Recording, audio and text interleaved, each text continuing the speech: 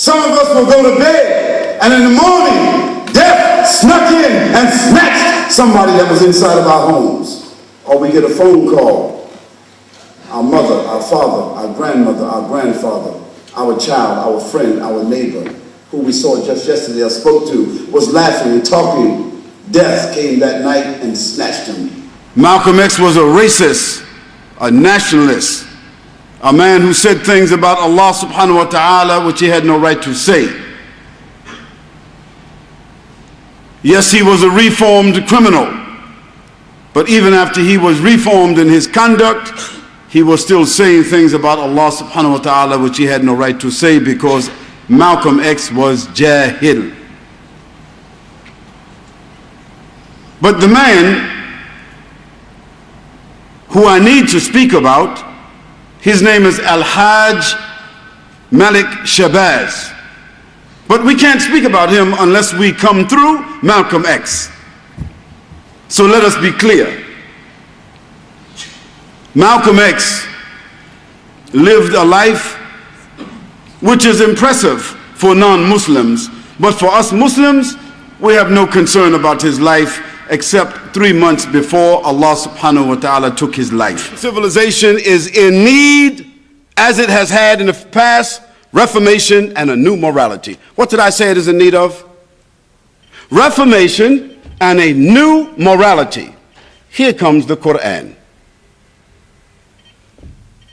This is the very presence, this is the very premise of the need of the Quran in modern civilization, because that was the need of the Quran 1500 years ago, and that is how the Quran brought forward a civilization that we are experiencing today. Now you might say to yourself, well, how did the Quran bring forward a civilization that we're experiencing today? We're going to discuss that. I'm going to qualify my statements, but keep this in mind. I'm saying to you that the basic thesis and answer whether the Quran can be applied in modern civilization, the basis of it is that the Quran is a book of revelation, it is a book of inspiration, and it is a book of legislation that if it is followed, it will reform the human being, it will reform the family, it will reform the society, it will reform the government, and it will reform the world. The woman that sleeps through the Fajr or doesn't perform her prayers, generally speaking, her family, they also will do the same.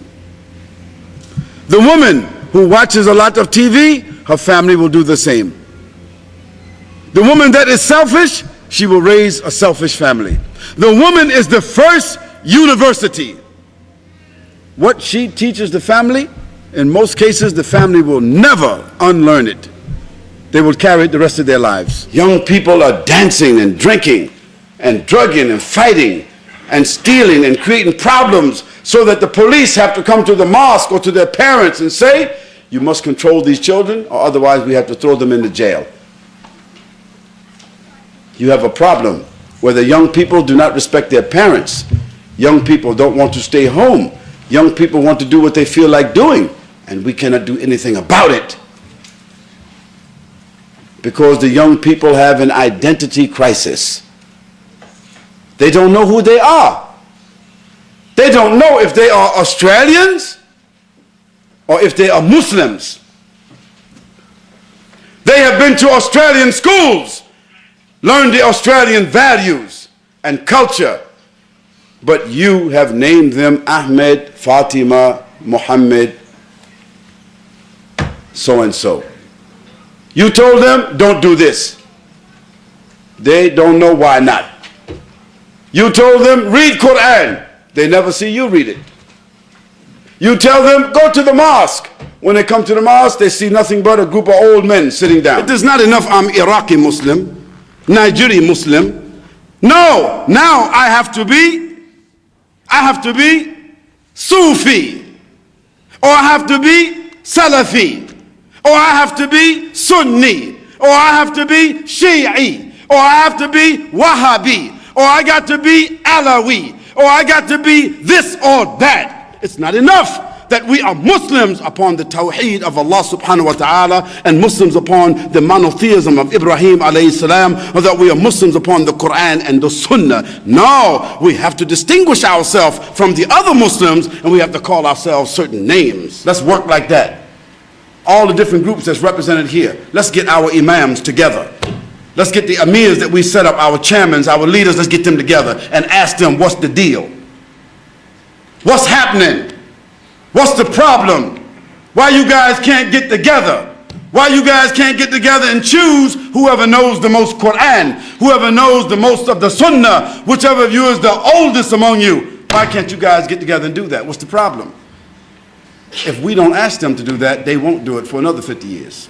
I mean, on the Jumu'ah we talk first, and then we pray last. On the Eid, we do it just the reverse. We pray first, and after that we're supposed to talk. The Muslims, after the prayer's over, after the Imam do all the takbirs and all that, finish, he get up to talk, Muslims breaking out. They starting to barbecue, the kids running all around, the brothers are talking, everybody got on new clothes, the sisters walking all around, and the Imam, he talking, can't nobody hear him.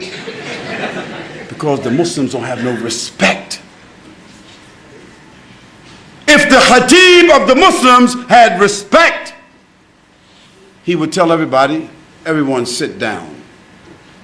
And they would be sitting just like this, and he could deliver to those 4,000, those 5,000 people as he's supposed to, but he cannot. You know, the Arabs, they don't like the Pakistanis. And the Pakistanis, they don't like the Arabs. You know, and the Africans don't like nobody.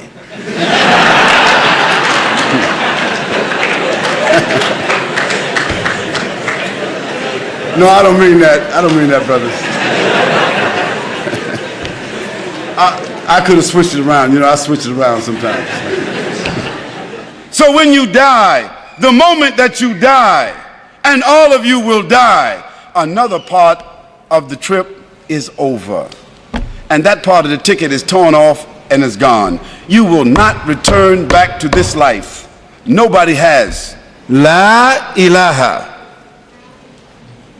illallah Muhammad Rasulullah.